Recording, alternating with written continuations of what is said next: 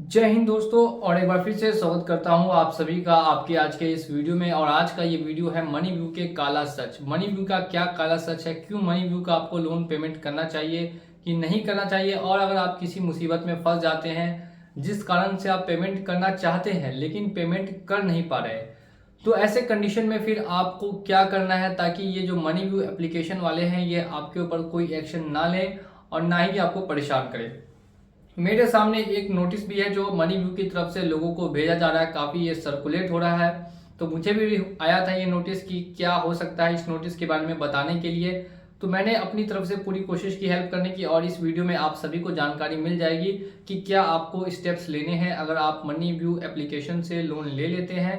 1 लाख का, 1.5 लाख का, 2 लाख का, 20,000 का, 30,000 का, कितना भी लोन आपने क्यों ना लिया हो, एक उसमें ऑप्शन भी ऑन होता है। उस ऑप्शन का नाम है ECS यानी कि ऑटो डेबिट का ऑप्शन। इसके बारे में क्या आपको सूचना जानना काफ़ी इंपॉर्टेंट है, तो वीडियो को लास्ट तक आप लोग देखते रहिए। और साथ ही में अगर चैनल पे नए हैं और चैनल को सब्सक्राइब अभी तक नहीं किया है तो जल्दी जाइए और चैनल को सब्सक्राइब करके बेल आइकन को प्रेस कर लीजिए। तो हम लोग बात करते हैं कि क्या ये एप्लीकेशन रजिस्टर्ड है। बिल्कुल ही एप्लीकेशन दोस्तों ये रजिस्टर्ड एप्लीकेशन है, और जिस फाइनेंस कंपनी के द्वारा इसमें पैसा फाइनेंस किया जाता है उसका नाम यहाँ मेंशन किया हुआ है wisdom innovations private limited. Wisdom innovations private limited के नाम से कंपनी है जिसके द्वारा लोगों को पैसा भेजा जाता है।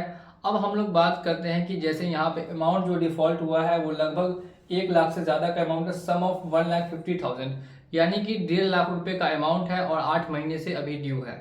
तो क्या हुआ 8 महीने लोन ना देने पे, क्या हुआ हमारे सब्सक्राइबर के साथ जिन्होंने 8 महीने पैसे नहीं दिए। सबसे पहला यहाँ पे आपको ध्यान रखना है कॉल्स को लेकर।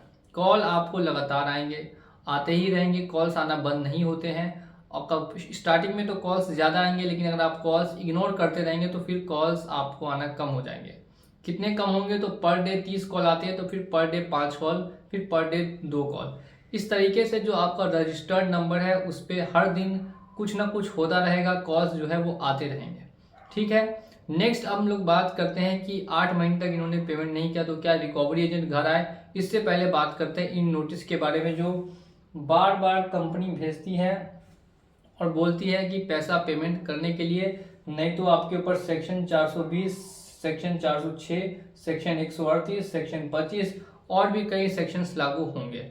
तो क्या सच्चाई है, क्या सच में ऐसे सेक्शंस लागू हो सकते हैं कि नहीं हो सकते हैं, वो भी मैं आपको डिटेल में एक एक करके बताता हूँ। सबसे पहले बात करते हैं ECS ऑटो डेबिट।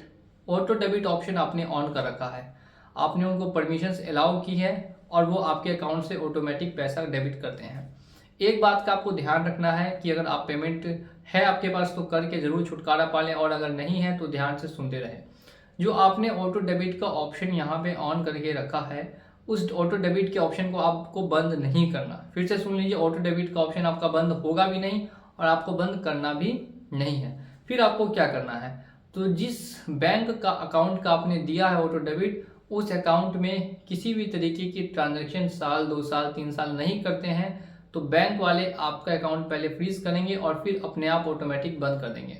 ऐसे में क्या होगा कि आपका जो ECS चार्जेस है वो आपको पे करना पड़ेगा, और ECS चार्जेस 300 350 आप बार बार पे करते रहेंगे और आपका अकाउंट माइनस में भी ज़्यादा रहेगा। तो जितने का लोन नहीं होगा उससे ज़्यादा आपको मात्र चार्जेस ही लग जाएंगे। तो इस चीज़ का आपको ध्यान देना है। अगर आपको ECS से रिलेटेड प्रॉब्लम है तो मैंने आपको सॉल्यूशन दे दिया कि आपको अकाउंट में पैसे नहीं रखने, अकाउंट खाली करके छोड़ दीजिए, 1 साल 2 साल में अपने आप ही बंद हो जाएगा। तो अब लोन डिफॉल्ट करने पे जो सबसे पहला स्टेप आपको लेना है वो आपका क्या होना चाहिए। तो देखिए, मनी व्यू एक NBFC रजिस्टर्ड एप्लीकेशन है और अकॉर्डिंग टू RBI गाइडलाइंस सबसे पहला जो काम है वो है आप कंपनी को सूचना दें। अब सूचना कैसे देंगे, अगर ओरली देंगे, बोल के देंगे, तो फिर उनके एजेंट सुन के आपकी बात को टाल देंगे, आपकी बात को नहीं मानेंगे। तो सबसे बेस्ट ऑप्शन इसके लिए यही माना जाता है, और अभी तक ये जो सबसे कारगर ऑप्शन है कि इनको एक मेल करें। मेल में सारी बातें लिखें, क्यों आपका लोन ड्यू हुआ, क्या कारण रहा, कितने दिन में आप इनका पेमेंट कर सकते हैं, सभी बातों के साथ आप इनको एक मेल करेंगे। अब इस मेल के जरिए इनको एक जानकारी मिल जाएगी कि आपका जो लोन है वो अभी ड्यू है और आप अभी लोन इनका भर नहीं सकते। तो फिर ये आपको परेशान करना कम करेंगे, आपके ऊपर किसी तरीके का लीगल एक्शन लेने नहीं जाएंगे। तो तो ये मेल आप कैसे कर सकते हैं, आप चाहे तो खुद से कर सकते हैं, चाहे तो आप हमारे द्वारा भी करवा सकते हैं। ऊपर दिया गया व्हाट्सअप नंबर है, उस पर अगर आप कांटेक्ट करेंगे तो आपकी वहां भी पूरी से पूरी गाइडेंस की जाएगी, हेल्प की जाएगी कि कैसे आपको मेल आगे करना है, क्या इसका प्रोसेस है। तो नेक्स्ट ऑप्शन, अगर 8 महीने इन्होंने नहीं दिया तो क्या रिकवरी एजेंट इनके घर आए कि नहीं आए, सबसे बड़ा यहाँ पे सवाल यही है। और ये देखिए यहाँ पे मैं आपको बता देता हूँ कि क्या इनके घर रिकवरी एजेंट आए हैं कि नहीं आए। रिकवरी एजेंट इनके घर नहीं आए। क्यों नहीं आए? क्योंकि इनका घर गांव में है, जो इन्होंने आधार का एड्रेस दिया था वो गांव का था।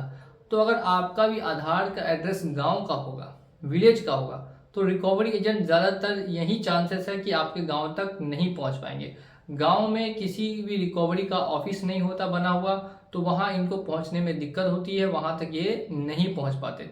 लेकिन ऐसा नहीं है कि सभी के घर नहीं आते, किसी किसी के घर पहुंचते हैं आधार के एड्रेस पे और किसी किसी के घर नहीं भी जाते हैं। तो ये यहाँ पे मामला है मनी व्यू एप्लीकेशन को लेकर। अब रिकवरी एजेंट से जहां तक बचने की बात रही, तो रिकवरी एजेंट से अगर आपको बचना है या स्किप करना है, तो मैंने जो आपको तरीका बताया कि आप वो जो मेल करेंगे उस मेल के जरिए आप रिकवरी एजेंट से बच सकते हैं। उनको पहले ही दिखा दिएगा कि देखिए मैंने पहले ही कंपनी को मेल कर रखा है कि मेरी स्थिति खराब है, मेरे पास अभी देने के लिए पैसा नहीं है, 6 महीने का मुझे टाइम चाहिए, 6 महीने बाद या 1 साल बाद या 3 महीने बाद मैं जो भी पेमेंट होगा आपका करने की कोशिश करूंगा।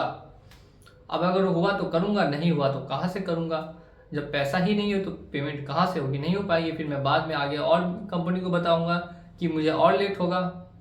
तो इस तरीके से आपको कुछ समय के लिए छुटकारा कंपनी से मिल सकता है, आपको टाइम मिल सकता है, आप कुछ समय बाद पेमेंट कर सकते हैं, किसी तरीके की दिक्कत इसमें आपको देखने के लिए नहीं मिलती है। नेक्स्ट और लास्ट बात करते हैं कि अगर आपको ये डर है कि आपके ऊपर किसी तरीके का legal action, section 25, section 138, section 406, section 420 ऐसा कुछ भी होता है, या कोई लीगल नोटिस आता है, या कोई लीगल हेल्प चाहिए, तो आप हमसे कांटेक्ट कीजिए और हम आपके साथ ऐसा कुछ भी होने नहीं देंगे, पूरी से पूरी आपकी हेल्प करेंगे और ऐसा कुछ आपके साथ होगा भी नहीं, ये मैं आपको यहाँ से बता रहा हूँ। ठीक है, तो मेनली हमसे जुड़े रहिए, लोन हेल्प इंडिया को सब्सक्राइब कर लीजिए। इस पर भी एक डिटेल में वीडियो मैं जल्द लेकर आऊँगा कि क्या है 406, 420, सेक्शन 25, सेक्शन 138, इसके भी रिगार्डिंग काफ़ी लोगों को कन्फ्यूज़न हमेशा बनी रहती है, तो आपकी कन्फ्यूज़न क्लियर होगी आपके अपने चैनल पर। तो चलिए चलता हूँ मैं आज के इस वीडियो में। इससे पहले आपको एक जानकारी दे देता हूँ कि अगर आप पेमेंट बिल्कुल भी नहीं करते हैं, अगर आप बहुत ज़्यादा डिफ़ॉल्ट कर देते हैं, तो आपका अकाउंट एनपीए में जाएगा और एनपीए में जाने के बाद आपका सिविल काफ़ी ख़राब होगा, आपको कहीं से भी लोन नहीं मिलेगा। पर्सनल गाड़ी वगैरह पे तो मिल भी जाएगा, लेकिन पर्सनल लोन आपको फिर लेने में फ्यूचर में दिक्कत आएगी। तो ये एक ज़रूरी जानकारी थी जो आपको देना ज़रूरी थी, तो मैं आपको दे चुका हूँ। इसी के साथ चलिए मैं चलता हूँ आज के इस वीडियो में, और उम्मीद करता हूँ आपसे आप लोग हमेशा की तरह वीडियो को लाइक कर दिए होंगे और चैनल पे नए हैं तो चैनल को सब्सक्राइब कर दिए होंगे। मिलूंगा अगली वीडियो में बहुत जल्द। जय हिंद, जय भारत।